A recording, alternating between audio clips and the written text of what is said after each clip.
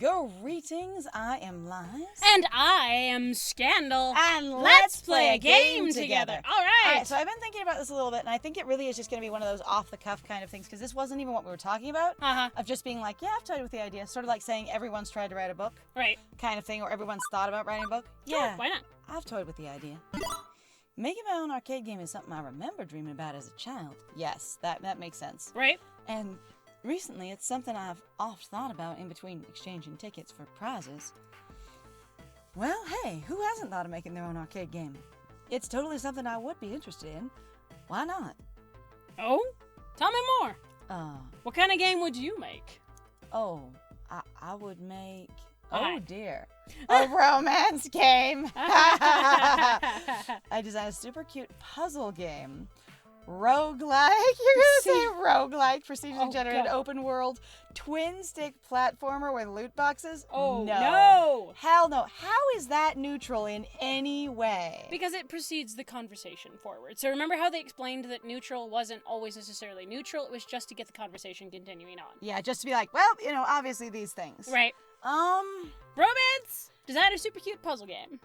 I don't feel like either of them are, but the last one especially is like, what? None of those feel right at all for what I've thought about Lies as well. I honestly, the type of games that sometimes I think about are time management games, because real life is time management, but being more reasonable with time management. Oh, God. Like, I have thought about it a number of times. I appreciate you would want to do time management games, but I want to die in a pit when I think about time Oh, they're management terrible, but I think they're done poorly, a lot of them, because as my one of my friends who runs her own business has said, they never deal with overhead starting up or your additional costs. Nope. Everything is just money coming in when something happens and then making a purchase. There's no cost for giving the food to people. There's no cost for paying your employees. There's only a cost for if you upgrade the tables or something like that. There's no electricity cost. There's no gas bill. There's no monthly rent. There's nothing. And that might be a little too realistic, but that's what goes through my mind. All right, puzzle game it is. All right, because puzzle game I think is going to be closest to sort of being like figuring out life, I designed a super cute puzzle game.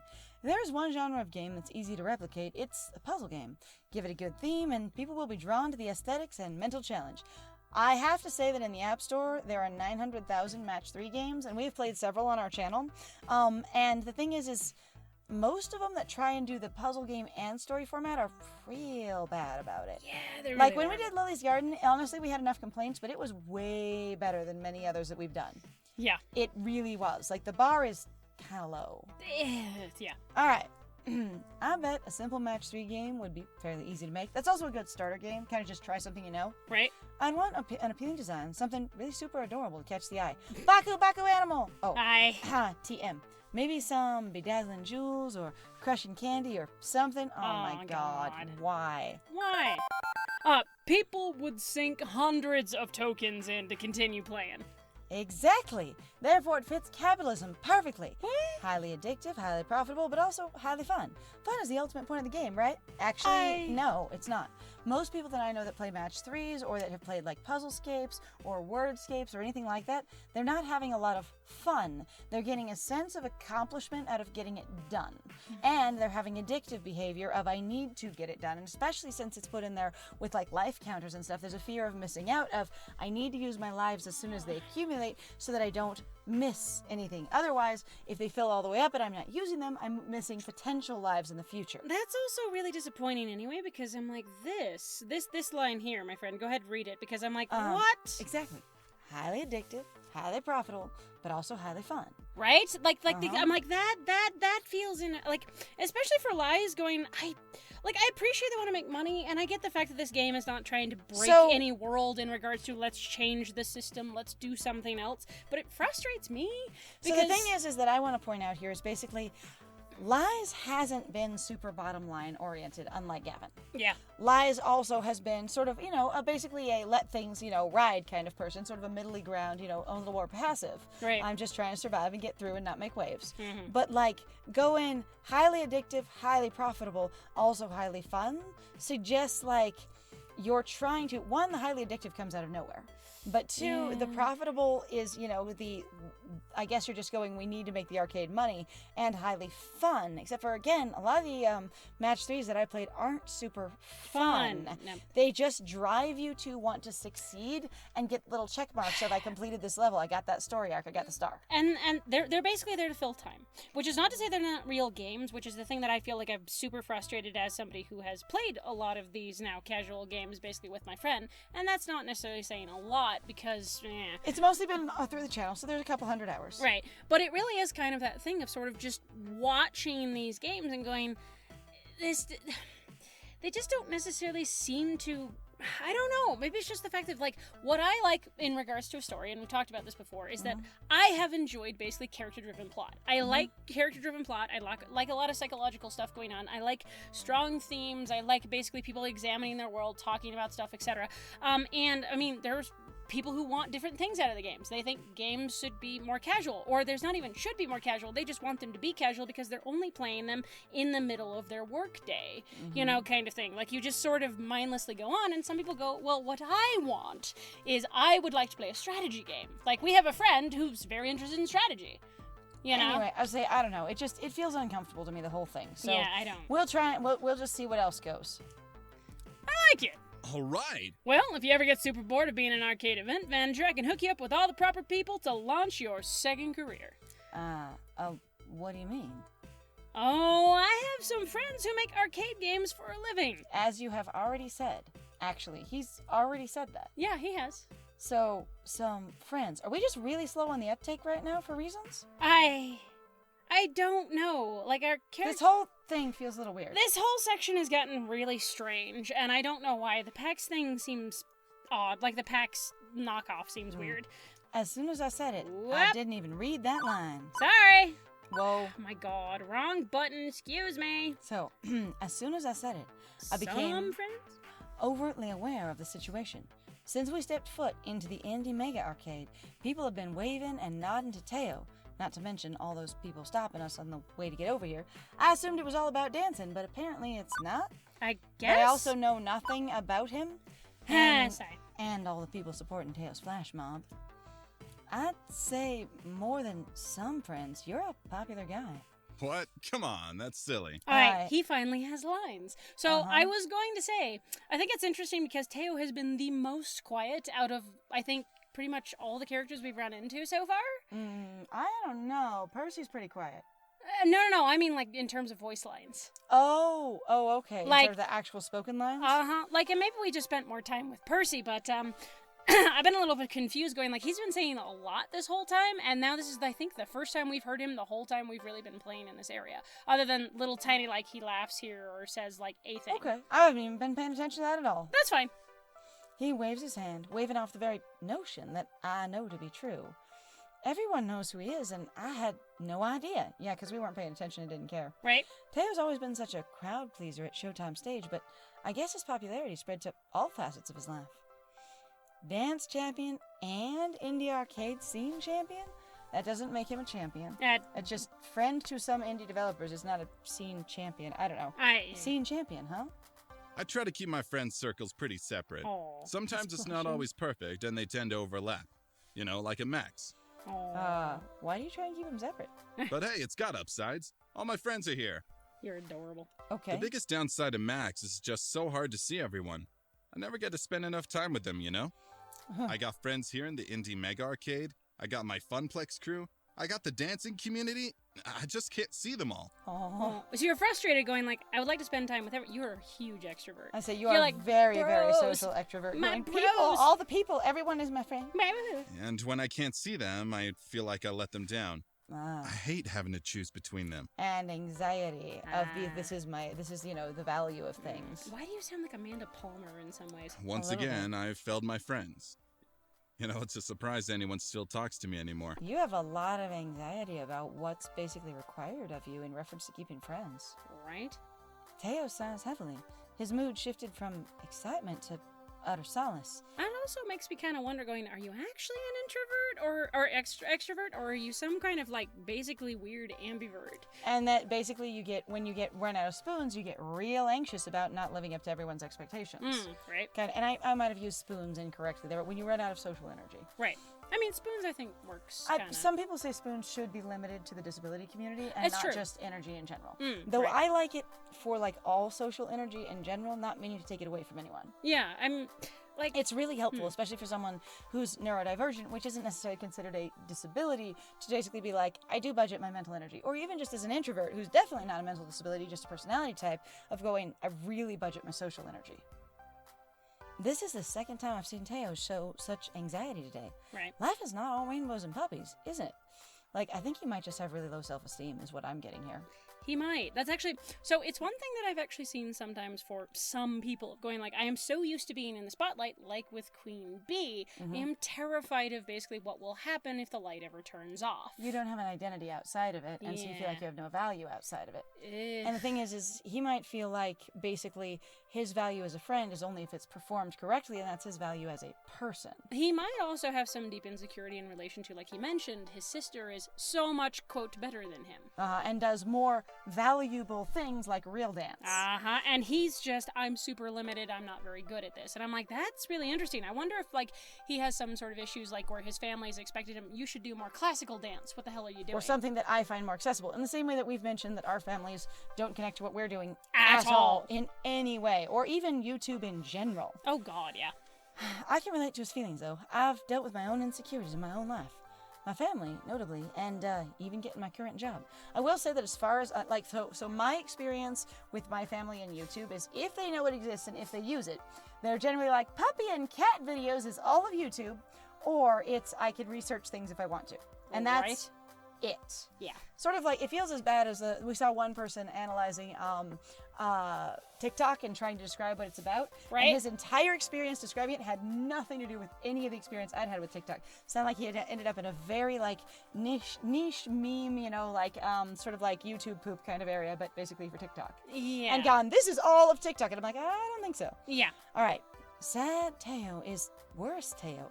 As his friend, I must fix this. We're like, no, you must go back to being happy. I don't know how to deal with your emotions. Allow me to boost your ego? No. You can't please everyone. You haven't let me down.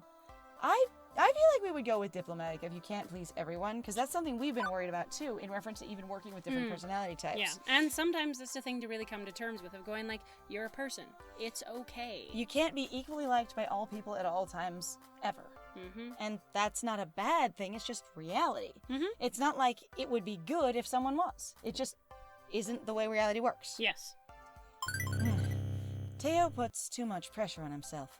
With the amount of people he knows, it's physically impossible to see everyone all the time. Not to see everyone, because obviously if he knows them, he has interacted with them at some point. But there is literally no way you can meet and hang out with every single person you know.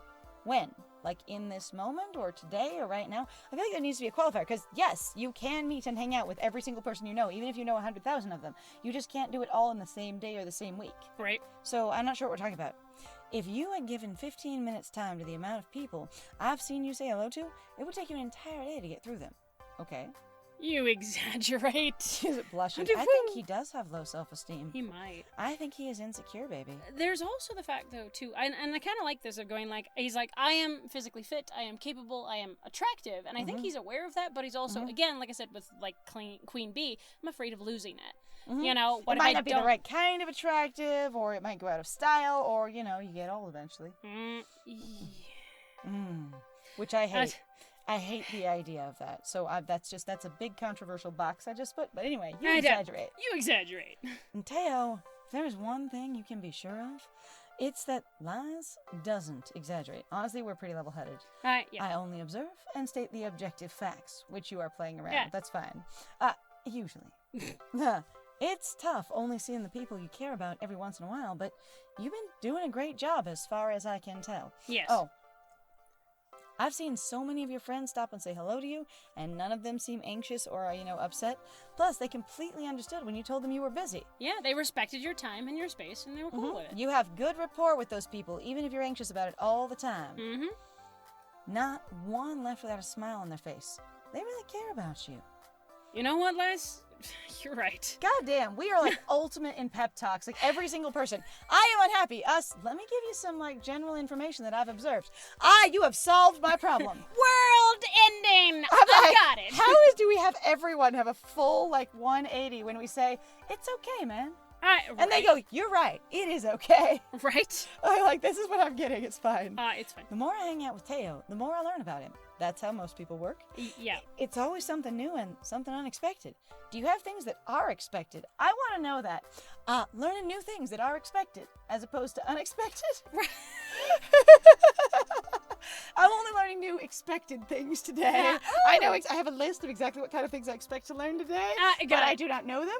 And so, and then, oh wow, hula hooping. That one is not on my expected list. I'm sorry, I refuse to learn about this because it's not on my list. Because it's unexpected. New and unexpected. Woo! I'm just like, new and expected sounds hilarious to me. It's kind of funny, actually. All right. Let's bring this back around to why we're here. Bring it around now. It's okay. Oh, how did you get involved in the indie arcade scene anyway? When I haven't asked how you've gotten involved in anything else anyway. Through Michelle, the indie developer I want you to meet. I met her a few years ago at a previous Max. I was hanging out with my crew near the dancing games, and she stopped by to play around. Since she was new to the scene, I struck up a conversation with her. You are like super I do friend. with every new person ever, because if they're not my friend yet, they will be. I will make friends. That is Teo. Teo is much like when I met you. So there was plenty of flirting then too? Yes. I cannot help myself when I am surrounded by such beautiful, wonderful people. He's like, I genuinely flirt with everyone. People are amazing. People are like, whoo. I just love people. Right. People are great. And Michelle makes indie arcade games. She's only one of the coolest and most prolific arcade developers in the industry today. Well, that just because you're cool and prolific doesn't indie industry today. You're right? I think. She's worked on several big-name indie games, and when she's not working, she's speaking all over the world about arcade development. Oh, she does public speaking as well. Nice. Ooh. Color me impressed. Sounds like Michelle is the sort of influential person who could really help with Funtopia Fun. And by that, I mean with the arcade. Right? She really is. Oh, hey! You are adorable! Also, everybody has a nose ring. Is everybody? I've like, I thought, is it like, everybody's like, it's the bisexual nose piercing? I think so. It's everywhere. Or pansexual, depending. It's something, I don't even know, it's fine. Oh, hang on. I feel like if she's public speaking stuff, I can do this. Oh my god, I've lost British. What now? Mateo Alvarez. Michelle, only the worst person I've ever met.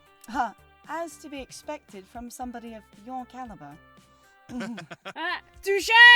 I was just looking for you, by the way. Well, I'm glad I found you then. What's on your mind? I wanted to introduce you to Lies. Nice to meet you. The pleasure is mine. Now you're gonna have a hell of a time. I can do this. It took me a second, but Michelle totally looks like, You aren't, perchance, also a federal agent?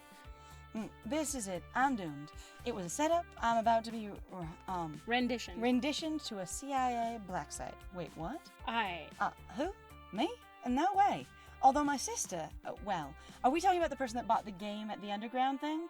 At, what's his name's party? Oh, we might. Because they do look a little bit similar as the one that bought the Polybius. Oh, you are correct. Good eye. I was like, doo-doo-doo. I love that. That's great. Honestly, Lia's going, I cannot recognize my coworker in a suit because I'm just going hot as fuck. Who is that? Right? And then this person, I'm like, you look like that one person that I saw that one time right after I nearly lost my mortal soul. Right. I can neither confirm. I can't do it. Oh my god, I was so good, and then I talked about other things. Hello, how you doing now? All right. I can neither confirm nor deny what she does for a living. Well, you know what? You don't have to confirm nor deny anything because we're out of time! Are you sure about that? Absolutely. So thank you very much, guys, for joining us. If you like what we do, please feel free to like, comment, subscribe, and also share our videos if you're having a great time with us. It would be super helpful. Also, please feel free to go check out our Ko-Fi, our Patreon. We've got some links in the description down below. And I have been Scandal. And I've been Lies. And it was great playing with you. Bye!